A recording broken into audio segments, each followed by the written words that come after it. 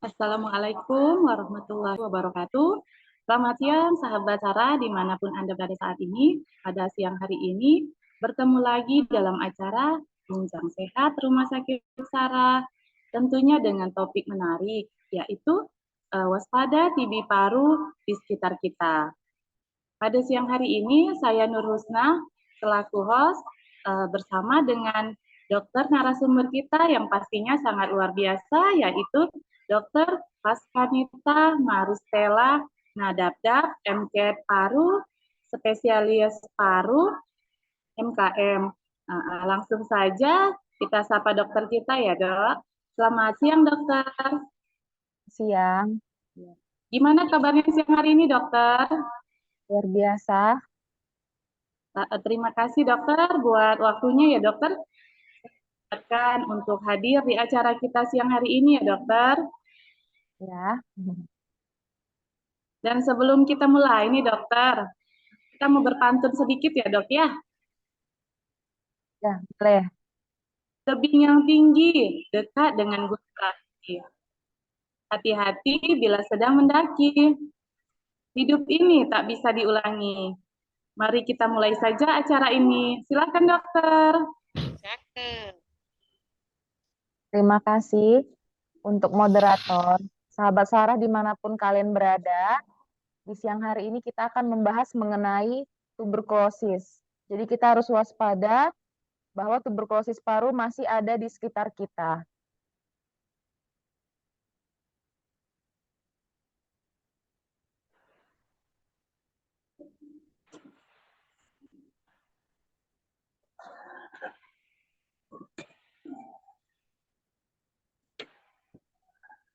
Ada slide yang harus ditampilkan, apakah boleh di-share? Oh iya, silakan.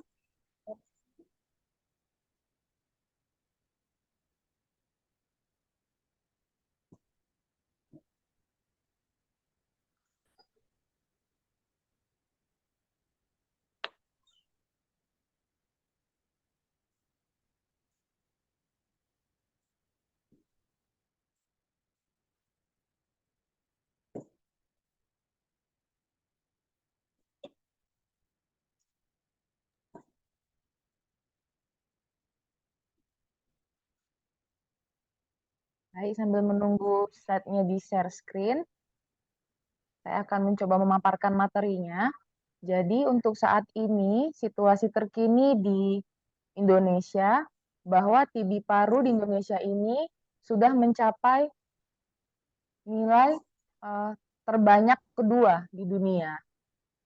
Terbanyak kedua di dunia, kita negara Indonesia sudah berada di bawah India. Jadi peringkat pertama itu adalah India dengan populasi 28% dari total penderita TB di dunia.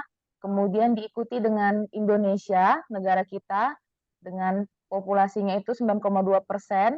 Kemudian negara Cina, diikuti dengan Filipina, Pakistan, Nigeria, Bangladesh, dan Kongo. Jadi sebenarnya di tahun sebelum-sebelumnya kita itu ada di peringkat ketiga, dan dari Global 2022 laporannya itu ternyata kita memasuki peringkat kedua. Sebenarnya dibilang satu prestasi yang membanggakan, sebenarnya tidak membanggakan ya, tapi sangat mengkhawatirkan untuk kali ini. Diikuti bahwa ternyata setelah COVID reda, jadi tuberkulosis parunya malah naik peringkatnya bukan turun. Peringkat kedua. Jadi ini jadi perhatian khusus kita dan saat ini sebenarnya dibilang kami dari rumah sebenarnya tidak membanggakan Mbak Sarah sekalian, tapi sangat mau agar kita lebih aware, lebih waspada bahwa ternyata TB itu masih ada. Jadi masih ada tugas yang kita jaga bersama-sama, walaupun kami spesialis paru dan ini medis sekali dan medis sekaliannya itu bertugas dan ini dalam tapi masyarakat masyarakat sekalian juga lebih aware bahwa kita jaga ternyata memastikan TB flu ini. Jadi kalau kita lagi TB itu atau tuberkulosis lagi masa walaupun di saat berikutnya yang adalah infeksi menular yang disebabkan oleh kuman bernama Sarah sekalian dia baru namanya osteoporosis paru atau TB paru, sehari-hari TB paru. Kalau di luar paru, isolat jadi paru. Jadi kalau dilihat sebenarnya ini adalah penyakit yang sangat menular dari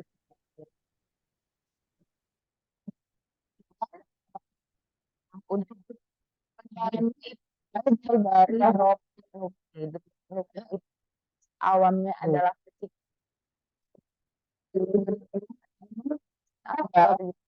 yang menular bang di dalam cikan udara atau air liur.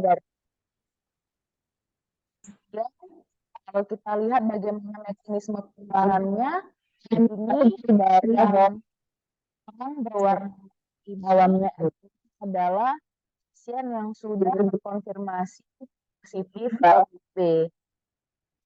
Dari pemeriksaan sekutumnya dia positif CCB. Nah, apakah semua yang akan dari pasien BTA positif ini akan terinfeksi? Tidak ya. Ternyata adalah dia dalam satu tahun ini bisa menginfeksi 10 sampai 15 orang.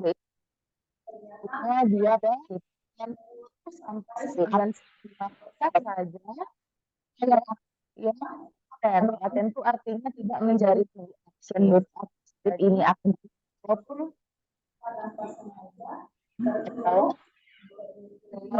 misalnya ada bisa jadi atau bisnis sampai juga tidak pakai masker, tidak pakai masker. Nah, itu langsung kita kena itu. Jadi dari 10%-nya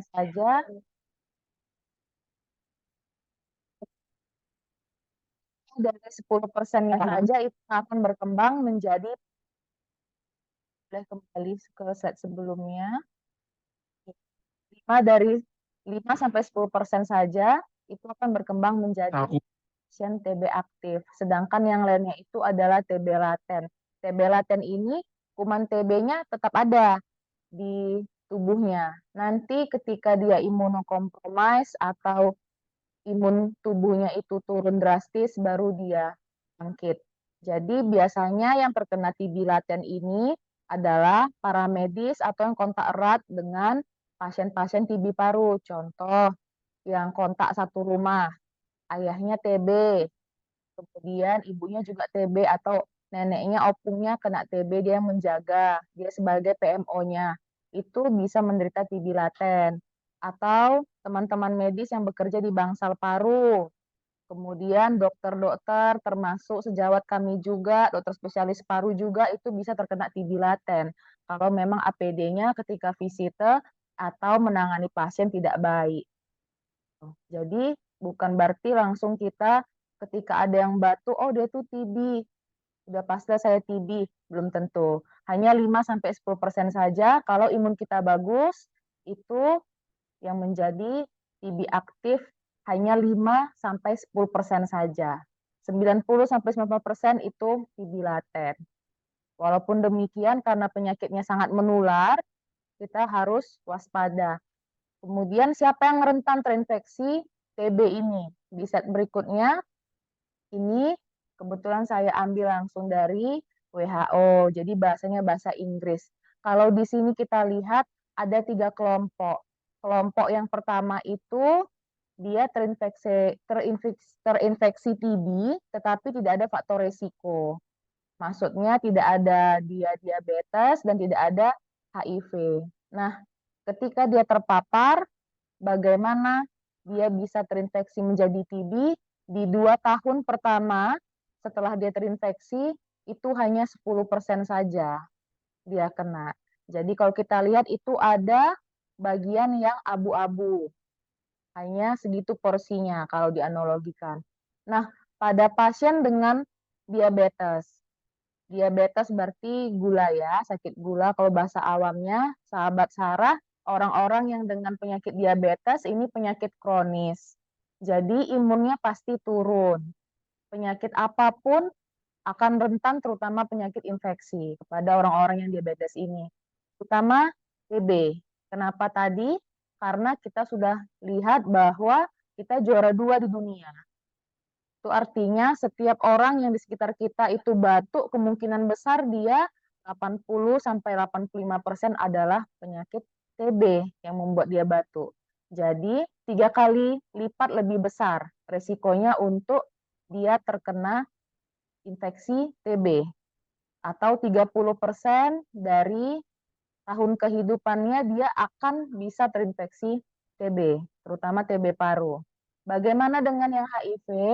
Dengan yang HIV kita tahu bahwa HIV itu menghancurkan sel-sel imun tubuh. Jadi infeksi apapun dia akan parah, termasuk flora normal atau kuman-kuman yang sewajarnya ada di tubuh. Itu pun bisa menjadi infeksius sama si penyakit HIV ini, apalagi TB. Jadi di sini bisa kita lihat bahwa resikonya sangat besar. Bahkan ini kalau kita lihat porsi yang berwarna abu-abu tua itu hampir penuh ya. Itu menandakan bahwa resikonya itu sangat besar seumur hidupnya si penderita HIV, dia pasti kemungkinan besar akan terkena TB di setiap tahunnya. Untuk saat yang berikutnya, nah ini sekedar sharing ilmu. Kalau ada sahabat-sahabat Sarah yang juga para medis atau sejawat saya, bukan bermaksud untuk mengajari, tetapi kita sharing ilmu ya, bahwa kalau ini ada gambar yang bagus ini, kelompok yang resiko tinggi, yang tadi dengan DM, dengan HIV, atau penyakit kronis lainnya, atau orang-orang yang habis menerima transplantasi organ, itu juga imunnya turun ketika dia terpapar sama orang yang terinfeksi TB melalui percikan dahak tadi, dia merasa terinfeksi dan sadar langsung ke fasilitas kesehatan terdekat. Apakah itu puskesmas, apakah itu rumah sakit. Nah, kalau dia langsung datang, tentu akan diobati dan bisa dicegah. Nanti ada terapi pencegahan, namanya itu TB laten istilahnya. Nah, kalau misalnya dia tidak sadar ini, tidak merasa sakit, jadi tidak perlu fasilitas kesehatan. Yang seharusnya bisa kita cegah, ternyata tidak tercegah, kan gitu ya. Sehingga dia sempat jatuh ke sakit TB. Sakit TB, dia ke fasilitas kesehatan, terdiagnosis, diobati, bisa sembuh. Tetapi kalau tidak terdiagnosis dan sahabat Sarah juga merasa ya udahlah batuk-batuk istirahat di rumah saja, ternyata datang-datang parunya sudah hancur, jatuhnya ke meninggal jadinya ya karena nggak sempat ditangani oleh dokternya. Bagaimana kalau dia bisa berhasil kita cegah dengan TPT. TPT itu nanti terapi pencegahan TB untuk orang-orang yang TB laten. Dia jadinya batal sakit TB. Jadi nasib orang-orang yang terpapar TB ini ada dua, seperti yang sebelumnya tadi sudah saya jelaskan, bisa sakit TB, jadi TB aktif, bisa juga jadi TB yang laten. Saat berikutnya, inilah target kita secara dunia, bahwa dunia menginginkan 90% TB itu sudah berhasil kita tuntaskan di tahun 2035. Sekarang tahun 2023. Masih banyak PR, terutama PR kami, para medis, spesialis paru, kemudian beberapa sejawat yang tergabung dalam KOPI TB, itu ada juga penyakit dalam dan lain-lainnya. Dan kita juga, masyarakat, juga sebagai garda terdepan juga, itu kita harus sama-sama mencegah TB ini. Kalau di Indonesia targetnya 2030, 7 tahun lagi. Sepertinya agak mustahil, tapi kalau memang kita bisa kerjasama dengan lintas sektoral juga, dengan Dinkes, fasilitas pemeriksaan dan obat-obatan juga tersedia, ya saya optimis ini bisa ya kita capai. Nah, di sini bisa kita lihat bagaimana untuk mencapai ini. Di tahun 2035 kita temukan dulu faktor risikonya. Jadi ketika ada satu pasien itu terkena TB paru, kita harus periksa juga orang-orang yang satu rumah dengan dia. Apalagi kalau ada yang rentan, yaitu anak-anak dan orang yang sudah lansia. Kemudian kalau kita menemukan dia TB laten, ya kita obati TB latennya. Terutama lagi kita temukan yang TB aktif, ini harus kita obati dan kita cegah dia menularkan pada orang-orang yang sekitar dia atau yang kontak erat dengan dia. Di set berikutnya kita akan lihat perbedaan TB laten dengan TB aktif. Sebenarnya kalau para medis ini mudah-mudahan bisa mengerti, tetapi kalau untuk awam pun saya yakin ini perlu, terutama untuk sahabat Sarah yang rajin keluar negeri, ke benua Amerika terutama ya, atau ke Eropa. Karena kalau kita mau pergi ke sana, itu mereka akan tes IGRA. Jika si turis ini IGRA-nya positif, dia akan blacklist. Dia akan blacklist dan tidak boleh berangkat. Seperti beberapa waktu lalu ada pasien, dia ingin menemani suaminya lulus beasiswa LPDP ke Belanda. Ternyata waktu dites IGRA-nya positif. Jadi istrinya tidak bisa berangkat beserta anak-anaknya. Yang berangkat hanya suaminya saja. Dan itu sudah dicatat, sudah di stabilo atau di highlight sama pemerintah Belanda bahwa selesai dulu istrinya ini pengobatan TB laten, baru dia bisa nyusul ke Belanda. Jadi memang kesannya TB laten ini tidak perlu atau hanya untuk para medis, tetapi ternyata kenyataannya untuk aplikasinya di sahabat-sahabat Sarah itu juga bisa mengganggu ya kalau memang ternyata IGRA-nya positif atau uji tuberkulinnya. Kalau di anak ini uji tuberkulin ini istilahnya adalah mantuk tes.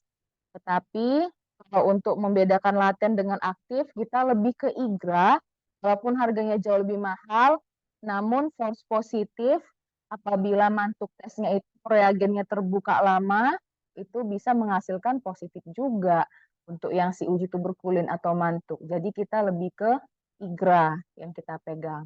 Ini dia, kalau TB laten itu apa? Nggak ada gejala. Fotonya juga normal. Ketika kita minta cek dahak, nggak ada kuman TB di sana. Apakah ini menularkan dokter? Ternyata tidak menularkan, tapi dia diam di situ, di badannya sudah ada. Jadi ini harus diobati, karena sewaktu-waktu imunnya turun, ini akan berubah menjadi TB aktif.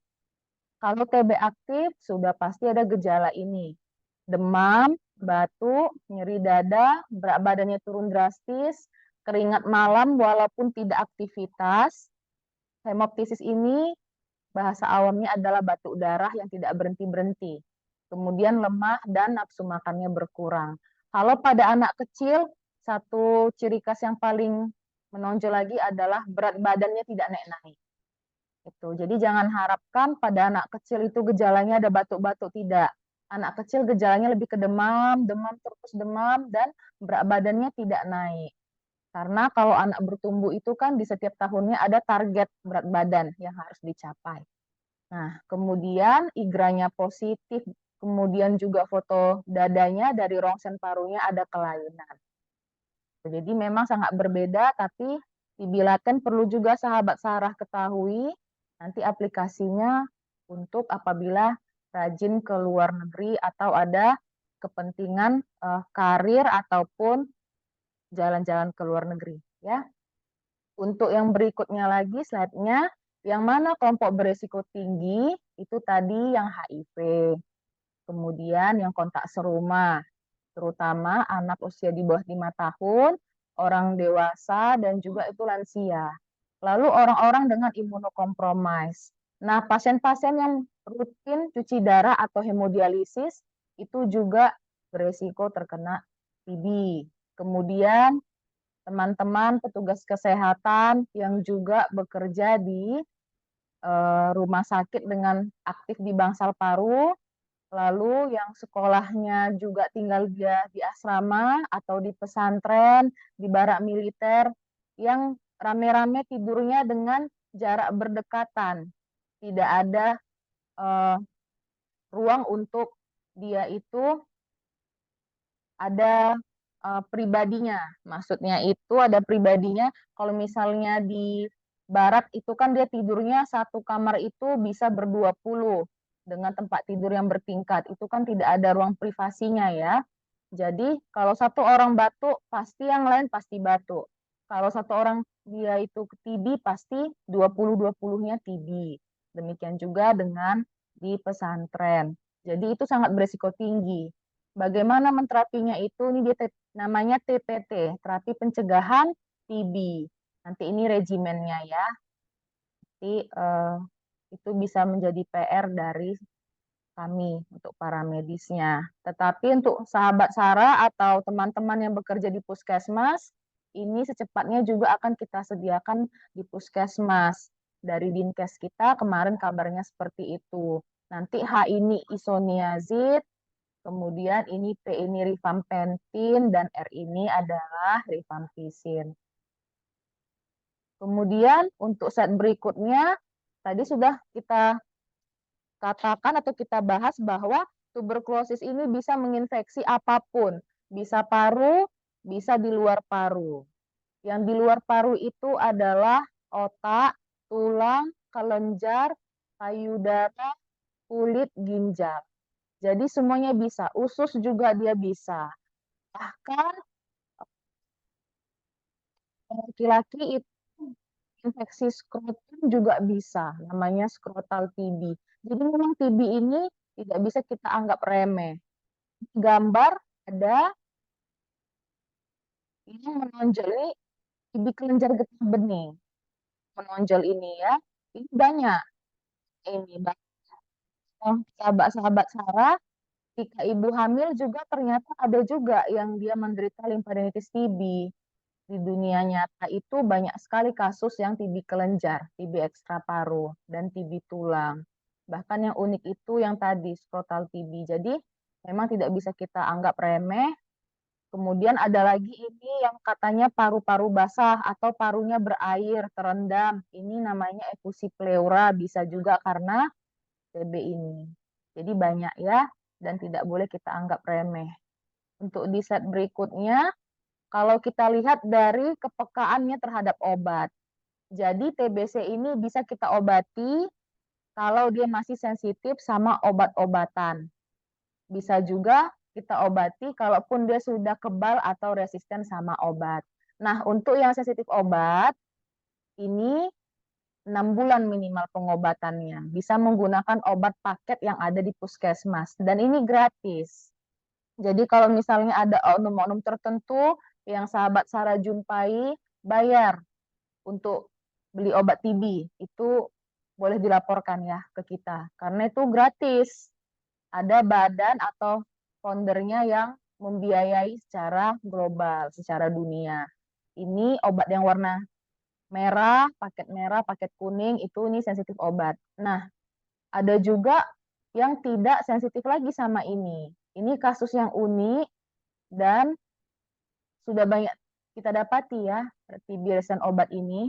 Itu ada yang monoresisten, artinya salah satu dari regimen obat TB dia resisten. Satu lagi ada yang poliresisten, itu artinya lebih dari satu. Kalau MDR ini dia resisten sama regimen yang rifampicin dan isoniazid. Yang pre-XDR ini sudah hampir semuanya regimen yang untuk obat TB dia resisten atau kebal. Itu yang XDR juga demikian. Ini untuk sahabat Sarah, tidak usah terlalu pusing, saya cuma memperkenalkan aja. Nanti ini biar menjadi PR kami aja ya untuk para medisnya. Bagaimana mendiagnosanya ini? Boleh di set berikutnya. Kalau kita melihat TB itu bukan hanya dari batuk-batuk lama, karena semua pun kelainan dari paru-paru itu gejalanya batuk lama, termasuk kanker paru. Jadi ada beberapa aspek. Makanya untuk memastikan diagnosisnya itu harus ke fasilitas kesehatan. Kita mau cek fotonya atau istilahnya radiologis, kita mau cek gejala klinisnya, kita mau cek bakteriologis atau pemeriksaan dari dahaknya, Kita juga mau memeriksa dari histopatologis, ini untuk yang TB ekstra paru, seperti TB kelenjar tadi. Kalau TB kelenjar kita bisa periksa dari kelenjarnya itu kita ambil sedikit jaringannya atau selnya. Kemudian untuk tempat lain, TB otak, TB skrotal, TB payudara atau mastis TB, itu kita nanti bekerja sama juga dengan dokter bedah, nanti dia ambil jaringannya diperiksakan. Pemeriksaan penunjang lain itu salah satunya adalah pemeriksaan darah. Dari darah pun bisa terlihat contohnya IGRA tadi itu ya. Jadi ada beberapa elemen yang memang harus pihak medis yang mendiagnosanya gitu ya. Jadi jangan self diagnosis atau berobat ke Mbah Google, searching di internet aja, nggak bisa, nanti tersesat. Ya, untuk sahabat Sarah, selanjutnya yang perlu kita ingat adalah gejala TB tadi. Gejala TB tadi apabila ada batuk-batuk berdahak sudah 2 minggu atau lebih. Batuknya biasanya sih berdahak, tapi nggak menutup kemungkinan batuk kering. Batuk kering pun lebih dari 2 minggu itu sudah kita curigai TB paru. Terutama kita di Sumatera Utara ini ya, sahabat Sarah, kita secara nasional peringkat 4. Setelah Jawa Barat, Jawa Timur, Jawa Tengah, masuklah kita Sumatera Utara, Medan. Terkhususnya lagi itu kalau dilihat kabupaten-kabupatennya itu Kabupaten Nias dan Labuhan. Jadi ya kita yang tinggal dari daerah sana atau jalan-jalan dari sana harap waspada. Kalau ada yang batuk-batuk, baiknya pakai masker. Walaupun sekarang udah boleh buka masker untuk menjaga diri, boleh kita buka masker. Jangan membuka masker di tempat yang umum ya. Kemudian gejala sistemiknya itu badan lemas, meriang, malas ini artinya lemas atau merasa tidak berdaya, kayak malas-malas gitu ya. Ini artinya malas. Kemudian kalau dia di ekstra paru, kena ke otak, bisa kejang, bisa tidak sadar. Kalau di kelenjar, tadi ada fotonya, kelenjarnya membesar. Untuk set berikutnya, ini untuk sharing ilmu sesama kita ya, sahabat Sarah, apabila ada teman-teman di luar yang juga medis dan para medis, ternyata pemeriksaannya itu tidak hanya TCM, tidak hanya BTA.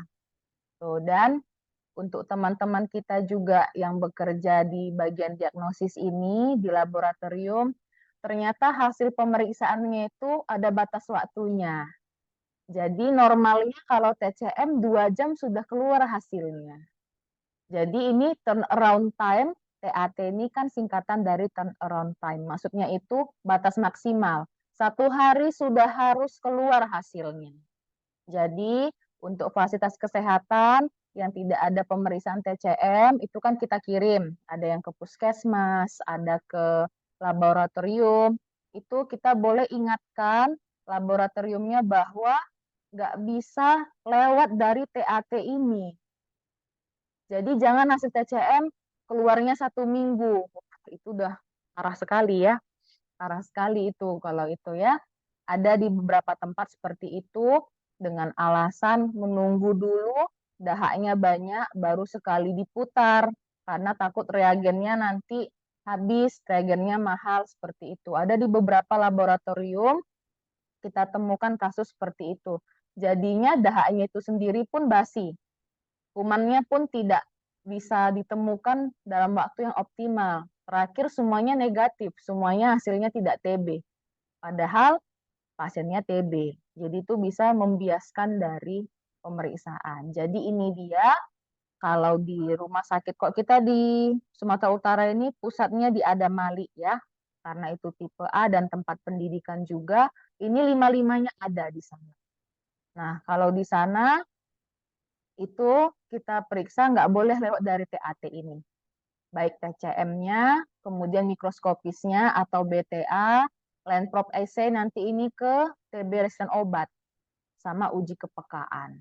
Ini memperkenalkan saja untuk sahabat Sarah yang bukan latar belakang medis, nggak usah diambil pusing.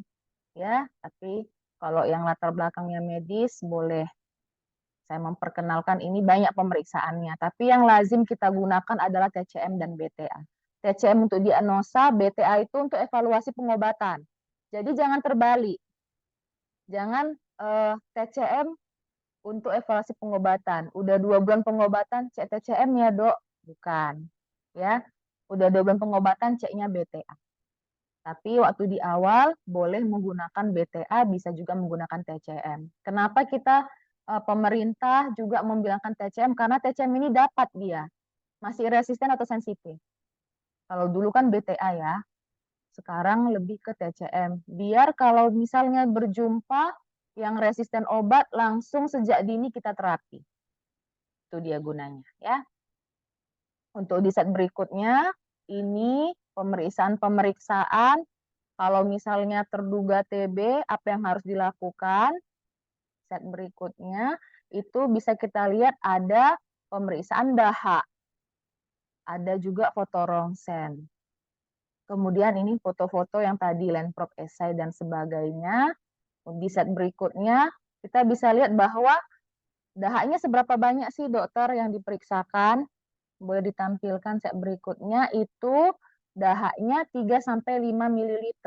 Berarti kalau dianalogikan itu sekitar 1 sendok teh ya, 1 sendok makan lah.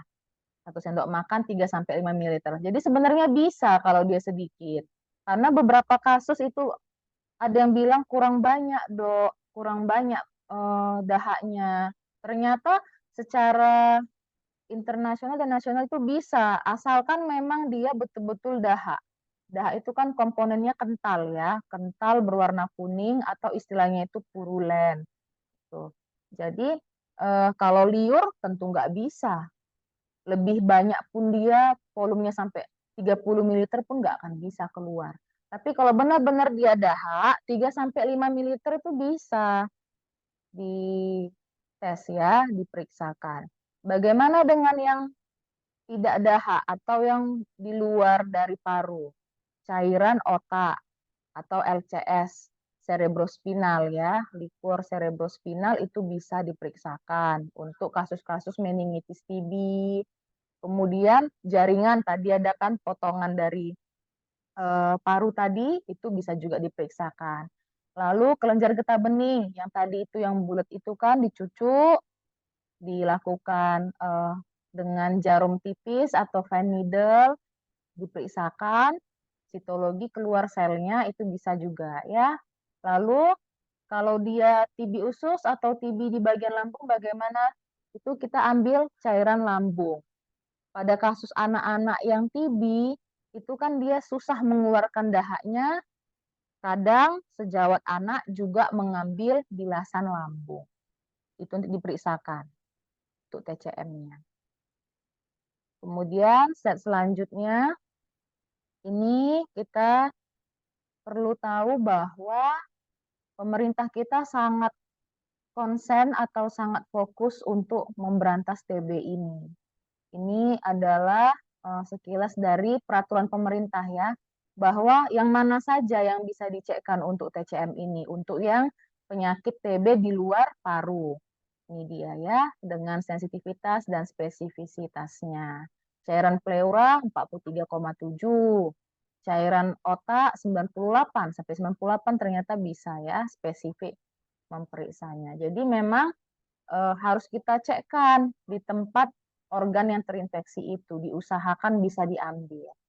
Untuk set berikutnya, nah apa yang menjadi perubahan dalam penegakan diagnosis TB, ini semuanya peraturan pemerintah ya. Ini bahwa saya ingin menunjukkan ke teman-teman sejawat dan sahabat Sarah dimanapun berada bahwa memang ini bukan hanya PR satu kelompok, PR pemerintah sama dokter aja, ini PR kita bersama.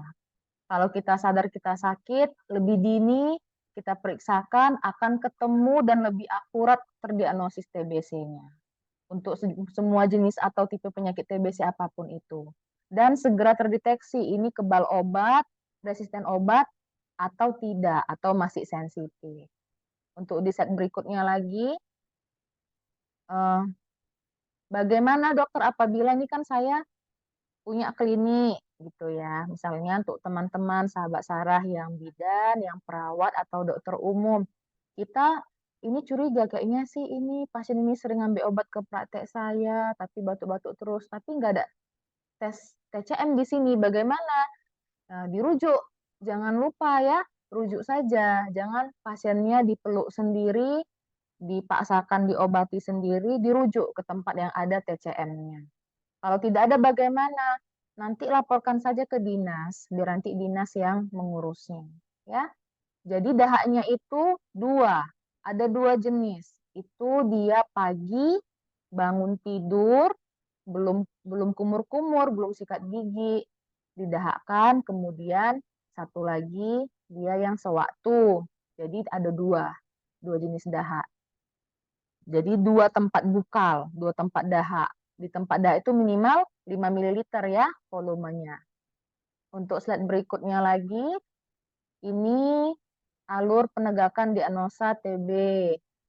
Agak ribet ya dan memusingkan. Biarkan aja ini jadi PR kami, tapi ternyata inilah bahwa memang banyak pemeriksaannya.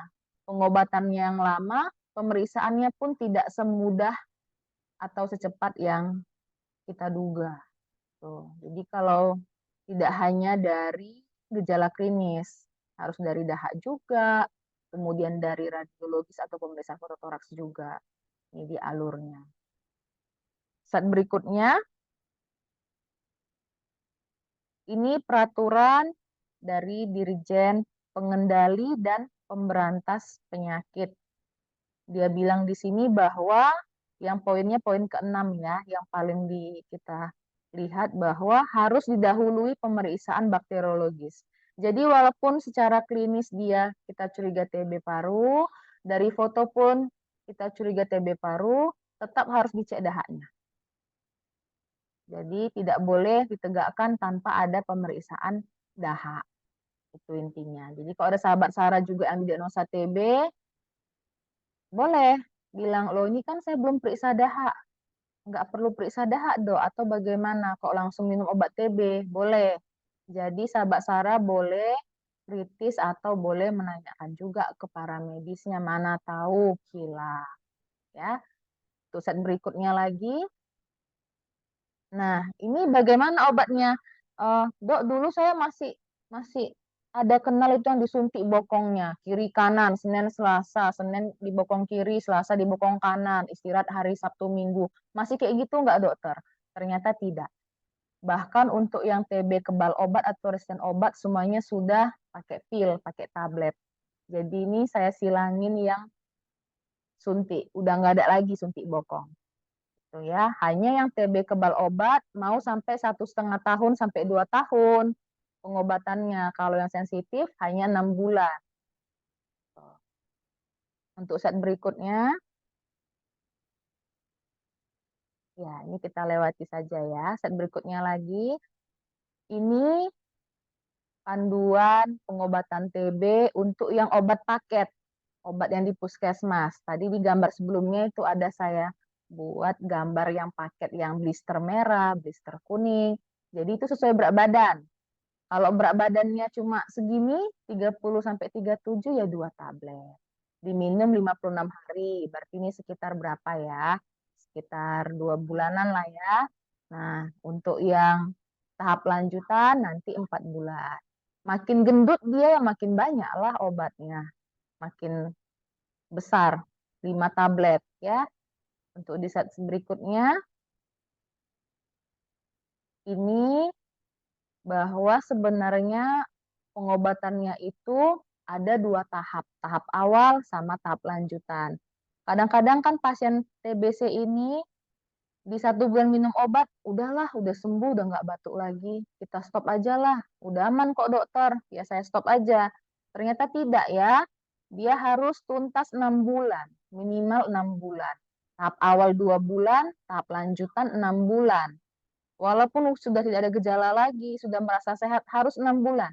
Karena kuman TB ini dia suka tidur dulu, habis tidur, nggak kena lagi obat TB, ya dia bangun lebih ganas lagi. Jadi betul-betul dia menidurkannya aja butuh 2 bulan, mematikannya butuh 6 bulan.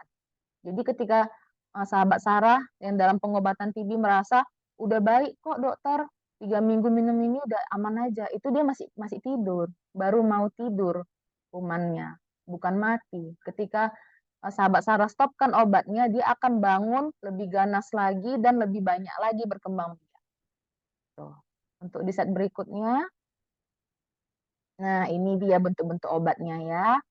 Kadang di puskesmas itu dikasihnya langsung dikenalkan satu kotak gitu. Tapi tidak boleh sih sebenarnya dikasih satu kotak ini ya. Ada kasus kemarin seperti itu, dia bekerja di lapas, lapas itu penjara. Nah ternyata eh, sejawat kita itu memberikan langsung, ini ya Pak obatnya, minum aja. Dikasih langsung ini, satu kotak yang merah, satu kotak yang kuning. Udah minum aja Pak, 6 bulan nanti balik lagi sama saya. Bukan seperti itu pengobatannya. Dia harus dievaluasi. Jangan dilepas gitu aja pasiennya. Kalau mati gimana? Kalau dia keracunan obat gimana? Ya, jadi untuk sahabat Sarah, kalaupun ketemu kasus demikian, ketahuilah bahwa setiap bulan harus jumpa dokter. Bukan dokternya berbisnis, bukan ya. Karena ini efek sampingnya berat. Pada beberapa orang ini bahkan per 2 minggu harus ketemu dokter. Gitu ya. Kalau di sistem kita di BPJS itu sangat bagus, dia per 2 minggu disuruh kembali ke dokternya, biar kita lihat kita temukan. Itu kok di puskesmas itu disuruh per bulan, gitu ya. Jadi ketika sahabat Sarah disuruh udah minum aja langsung 6 bulan, itu tidak boleh. Ya, set berikutnya lagi. Set berikutnya iya. Nah, ternyata itu kan ada pengobatan satu-satu atau lepasan. Ada juga pengobatan yang paket. Ada itu dulu diminum 3 kali seminggu. Ternyata sekarang tidak boleh lagi. Karena dengan diminum 3 kali seminggu akan meningkatkan resisten atau kebal obat. Ini lihat bahwa Global Fund ini WHO ya. Di tahun 2023 mereka mengingatkan bahwa tidak ada dosis intermittent atau yang 3 kali seminggu. Jadi sahabat-sahabat Sarah yang bekerja di puskesmas atau di manapun, jangan lagi suruh pasiennya 3 kali seminggu minum. Anda sudah sesat, ya, karena masih banyak kita temui seperti itu. Bahwa kalaupun dia sudah tahapan lanjutan, tetap diminum tiap hari. Ini ya, sekarang di tahun 2023 100% itu minum tiap hari. Kenapa? Karena angka TBC kebal obat itu makin tinggi. Itu. Kebal obat kita tahu bahwa kok kebal obat mau obat apa lagi mau kita kasih sama dia. Makin lama lah pengobatannya. Kan gitu. Kita yang membuat dia semakin mudarat, bukan semakin selamat. Itu ya. Jadi mohon sahabat-sahabat Sarah, teman-teman di luar sana yang mengobati pasien TB, terutama puskesmas ya, teman-teman saya tolong jangan lagi ke pasien itu dikasih dosis 3 kali seminggu. Nggak baik, itu nggak betul. Anda sudah sesat, kembalikan bahwa itu harus diminum setiap hari. Ya, untuk set berikutnya lagi, ya, ini kita lewatkan saja. Set berikutnya lagi. Nah, ini TB, pengobatan TB pada anak. Nah, bagaimana pada anak, Dok? Pada anak sama, 6 bulan juga, cuma dosisnya yang berbeda. Regimen anak tentu nggak setinggi dewasa lah dosisnya, karena anak itu bukan dewasa bentuk kecil. Ya, untuk slide berikutnya lagi. Nah, ini kortikosteroid ini contohnya prednison, methylprednisolon. Ini obat dewa kok kata orang-orang ya. Ini nggak sembarangan dikasih. Jadi kalau misalnya ada jumpa kasus tiba-tiba dikasih dexamethasone, dikasih kortikosteroid. Kalau tidak di antara yang 6 ini, wah itu bisa menyebabkan efek samping. Bisa gendut pasiennya, gendut bukan gendut sehat, gendut yang tidak bagus ya, moon face atau muka bulan, jadi tembem dia, bengkak-bengkak ya. Tapi kalau memang dia TB selaput otak, TB meningitis, TB jantung, ini TB perikarditis, itu kita kasih. Untuk set berikutnya, Bagaimana mencegahnya, Dok? Mencegahnya begitu bayi lahir langsung vaksin BCG. Nih ya, ini kan baru lahir ini bayinya. Vaksin, imunisasi yang lengkap. Jangan menolak vaksinasi. Apapun eh, paham kita atau keyakinan kita bahwa vaksin BCG ini wajib. Orang-orang yang divaksin BCG memang bukan berarti kebal sama TB seumur hidupnya, tetapi ini mencegah TB ekstra paru yang lebih parah dan lebih mematikan dibandingkan TB paru. Jadi semuanya wajib vaksin BCG. Di belahan dunia manapun tetap dia ada vaksin BCG dari bayi. Lalu tidak boleh merokok. Ini ya, karena merokok menurunkan imun paru. Lalu gizi seimbang. Untuk set berikutnya lagi, mengendalikannya bagaimana? Mengendalikannya ini. Kalau batuk, tutuplah. Bersin, tutuplah mulut dan hidung. Bisa dengan tisu. Atau kalau nggak ada tisu, pakai lengan bagian dalam. Lengan bagian dalam. Nah, ini. Lengan bagian dalam tuh di sini. Nah, di sini ya. Jadi tutup gini.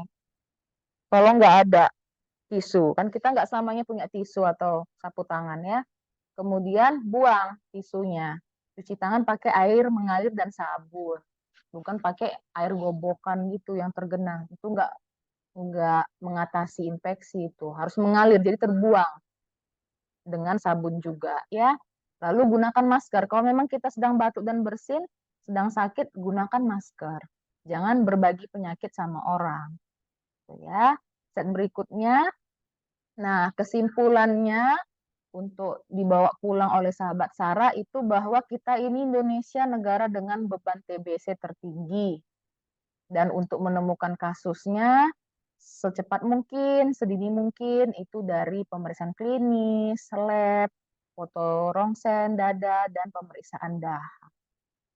Nah, ternyata kita tidak hanya mengobati TB aktif, tetapi juga harus sensitif dan peduli dengan TB laten. Jadi target eliminasi TB-nya tercapai. Set berikutnya lagi. Nah, terima kasih. Apabila ada yang mau kita diskusikan atau pertanyaan dari sahabat Sarah, boleh. Ini adalah ikon TOS TB dan We Will End TB. TOS TB artinya temukan TB, obati sampai sembuh. Gitu ya. Jadi kita harus bekerja sama untuk menuntaskan TB ini. We will End TB ini eh, slogannya dunia. Kita bisa mengakhiri TB. Itu saja, saya kembalikan ke moderator.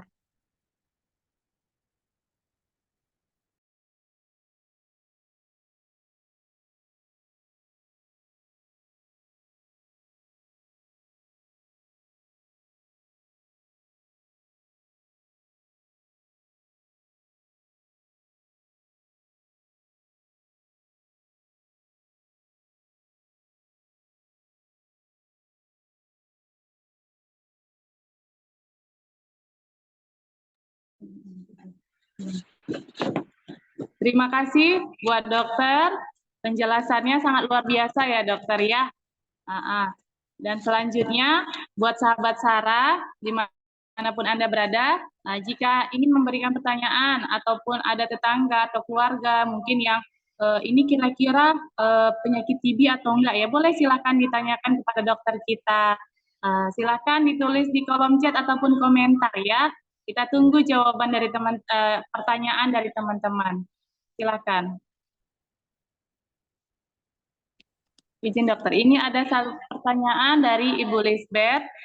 Selamat sore dokter, izin bertanya dok, bila seseorang sudah pernah kontak dengan penderita TB, kontaknya sudah lewat dari 10 tahun. Apakah itu masuk TB laten dan apakah ini perlu periksa sputum? Terima kasih dokter. Silakan dokter. Terima kasih untuk pertanyaannya, Ibu Elizabeth tadi. Dia kontak dengan penderita TB lewat dari 10 tahun. Kalau memang ada gejala, kita periksa dulu itu dari foto rongsennya. Kemudian kalau memang ada dahak, dia batuk berdahak, kita cek dahaknya. Jadi bisa TB laten, bisa juga infeksi aktif tergantung dari hasil pemeriksaannya nanti. Gitu. Iya, ada gejala atau tidak itu ya.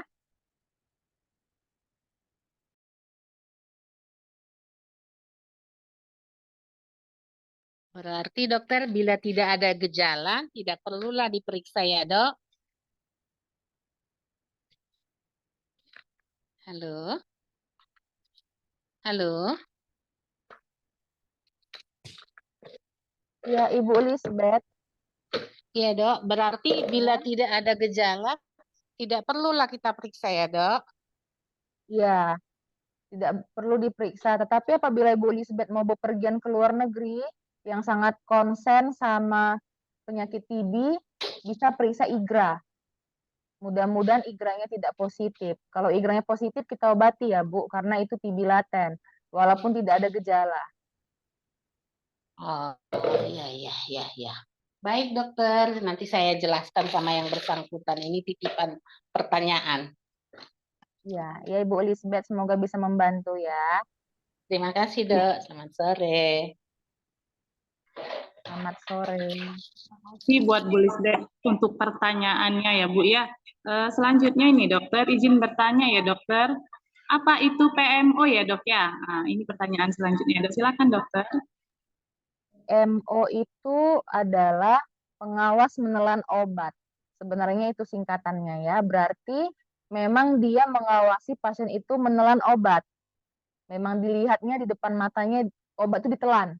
Karena banyak pasien yang udah diminum, udah karena nggak ada pengawas, ya ternyata dibuangnya atau disembunyikannya di bawah kasurnya.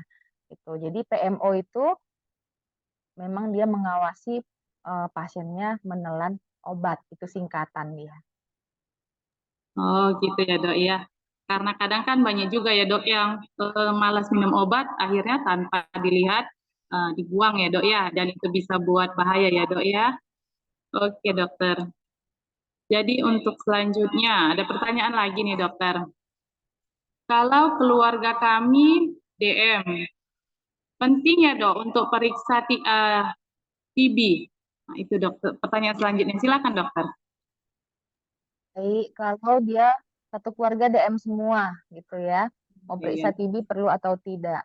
Nah, sekarang pertanyaannya, eh, di keluarga itu ada nggak yang batuk-batuk lama? Balik ke gejala tadi ya, apakah ada batuk-batuk lama, apakah ada yang sesak nafas, ada yang berat badannya itu turun, atau udara dingin pakai AC di kamar, tapi ini berkeringat malam-malam, sampai bajunya basah bisa diperas. Nah, itu berarti kan gejala khas TB. Kalau memang ada, ya harus periksa. Periksa ya, harus kok misalnya memang ada batuknya berdahak, kita periksa dahaknya. Kalau tidak ada dahaknya, kita foto rongsen dadanya. Selanjutnya dokter, bagaimana ini dok untuk pengobatan TB? Beda nggak ya dok pengobatan TB dengan TBRO itu dok? Pengobatan TB saja dengan TBRO beda. Kalau TB saja ini kan bisa masih ada TB sensitif obat. RO itu singkatan dari resisten obat. Tetapi kalau ditanya apakah pengobatannya TB paru dengan TB ekstra paru itu berbeda, regimennya sama, hanya lamanya yang beda. Gitu. Kalau yang resisten tadi dia 18 sampai 24 bulan. Kalau yang sensitif obat dia minimal 6 bulan. Kalau yang TB ekstra paru itu umumnya 9 sampai 12 bulan. Lama pengobatannya yang lama. Tapi obatnya jenisnya itu untuk yang sensitif sama. Kalau dia TB sensitif di semua organ obatnya sama. TB RO atau TB kebal obat di semua organ terkena itu sama. Gitu ya. Oke dokter. Selanjutnya nih dokter, kira-kira ada atau tidak ya dokter efek samping dari minum obat TB nih dokter? Baik, efek samping dari obat TB ini banyak ya, cukup banyak. eh Kalau yang isoniazid itu atau singkatannya INH itu bisa bikin kebas-kebas. Kemudian untuk yang rifampicin ini terkadang dia bisa membuat kulit-kulit itu menjadi beruntusan atau jerawatan. Kemarin ada kasus pasien seperti itu, dia kulitnya putih gitu kan, mulus. Setelah minum obat TB, kok jadi beruntusan, kok jadi jerawatan, jadi jelek. Nah, itu salah satunya. Kemudian efek samping yang paling menonjol lagi itu adalah pemakaian dari pirazinamid. Regimen pirazinamid itu bisa membuat asam urat meningkat. Jadi menyebabkan nyeri sendi.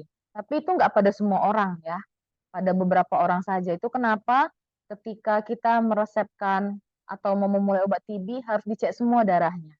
Dicek fungsi hatinya, dicek fungsi ginjalnya, dicek asam uratnya, kayak gitu. Jadi memang ada beberapa tahap untuk mencegah efek samping. Tapi meskipun ada efek samping, bukan berarti sahabat Sarah nanti menstopkan sepihak. Aduh, udahlah, gak enak kali pun dokter ini nyuruh-nyuruh minum, gak enak ini obatnya. Jangan seperti itu. Kembalilah ke dokternya. Nanti kita atur dosisnya kembali. Sama kita tangani efek sampingnya. Kemudian yang etambutol itu bisa membuat buta warna. Itu kenapa pada anak kecil itu kita hati-hati menggunakan etambutol ini. Kalau ibu hamil itu ada beberapa regimen pengobatan yang tidak boleh. Contohnya itu adalah streptomycin yang disuntikkan. Tetapi ini kita nggak ada suntik-suntik lagi ya. Cuma mengingatkan saja apabila ada sahabat Sarah yang sedang hamil di luar sana. Itu saja. Oke, dokter. Nih, selanjutnya ya, dokter ya.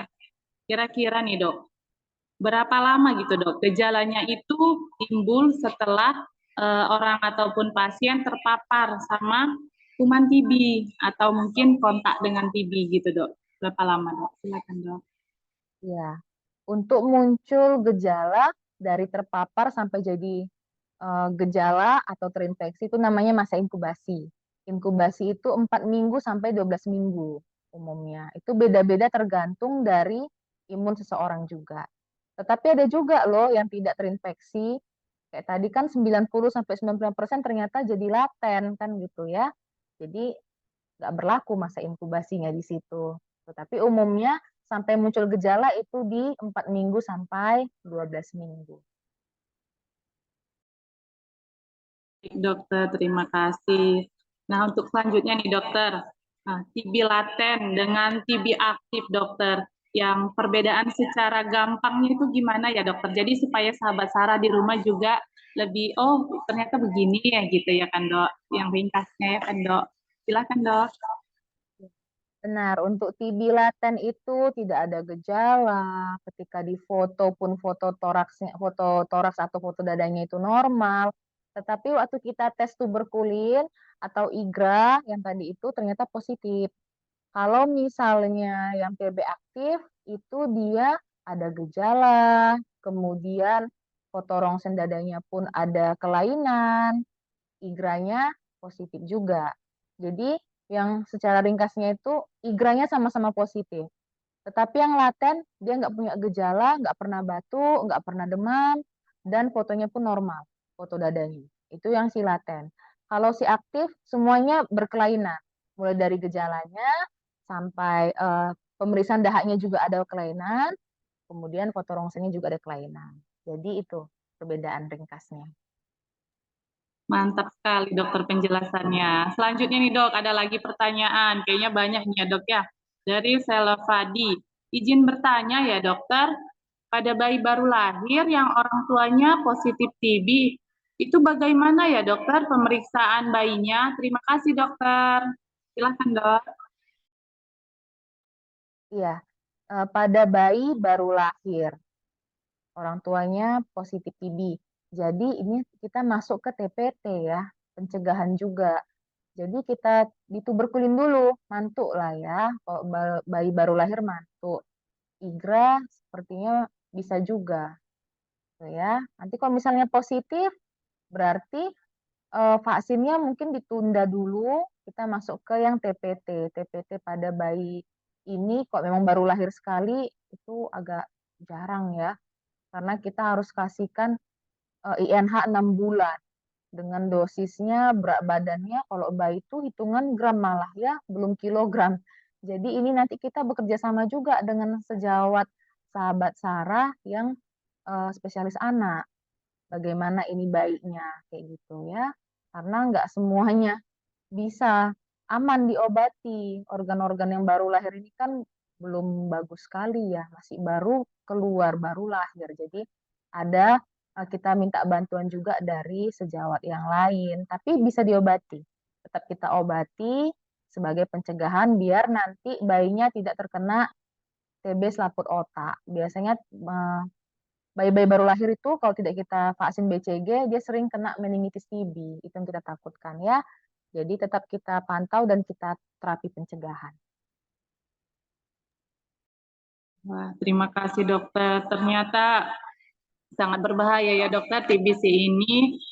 Nah, terus dokter untuk selanjutnya sampai berapa lama ini dokter ditunda untuk vaksin di bayinya dokter? Jadi pemberian vaksinnya itu berapa lama gitu dokter baru bisa diberikan untuk BCG-nya? Silakan dokter. Baik. Nanti ini kita nilai lagi beda-beda ya setiap kasus. Kita nilai lagi nanti udah bagaimana perkembangan si anak ini. Apakah dia semakin memburuk atau ada perbaikan?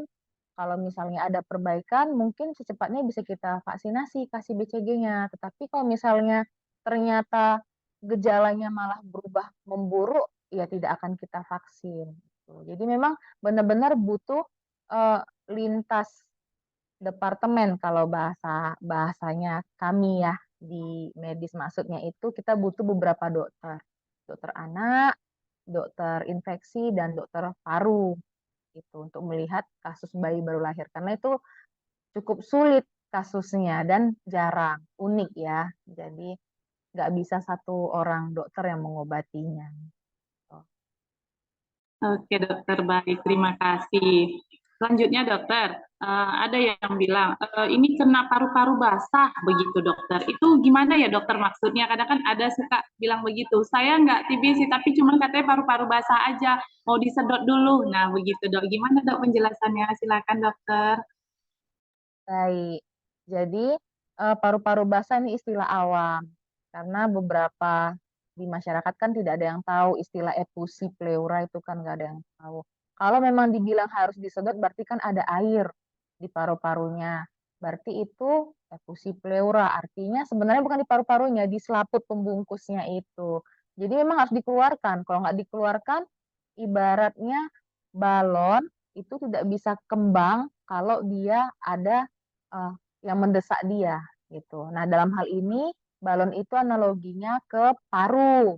Paru itu kan gelembung udara, ya kan, isinya oksigen. Nggak bisa kembang dia kalau ada cairan di selaput pembungkusnya. Jadi memang harus dikeluarkan, harus disedot biar berkurang sesaknya dan parunya bisa kembang.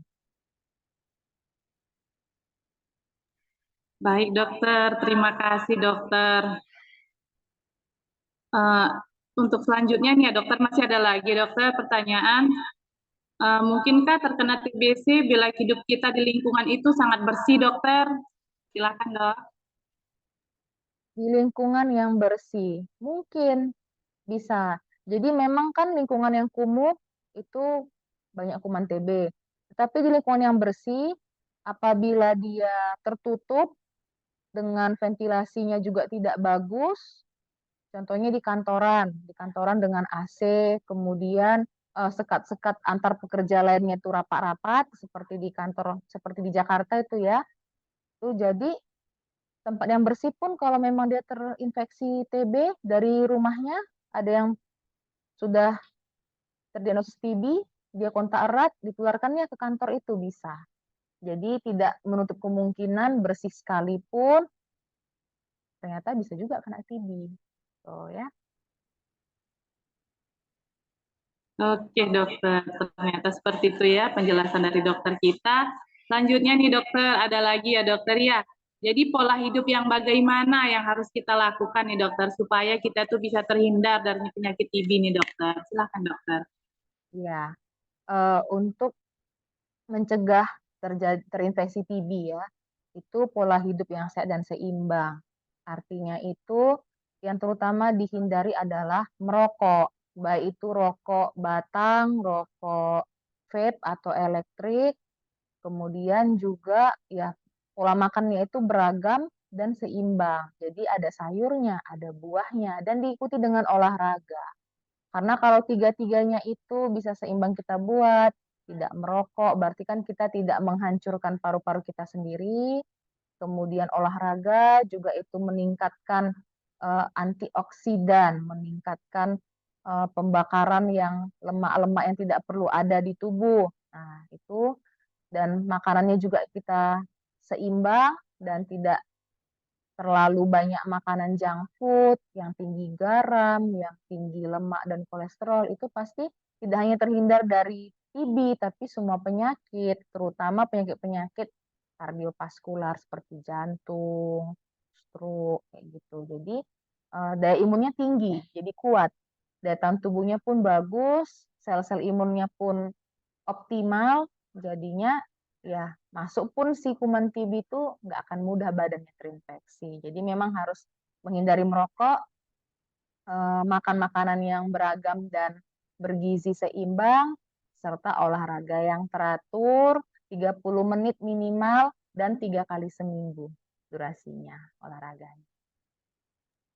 Oke, baik dokter, terima kasih. Sepertinya ini ada yang terakhir kali dokter pertanyaannya dokter. Apakah orang yang sembuh dari TB bisa terjangkit TB kembali dokter? Silakan dok. Baik, ini pertanyaan yang memang sering ya, karena seolah-olah kalau udah pernah kena TB tidak akan kena lagi. Nah, ternyata bisa kena kembali. Itu kenapa ada istilahnya TB relapse atau TB kambuh kayak gitu. Jadi memang TB ini bukan seperti cacar. Kalau anak yang sudah terkena cacar, dia kebal nggak akan kena cacar lagi gitu ya.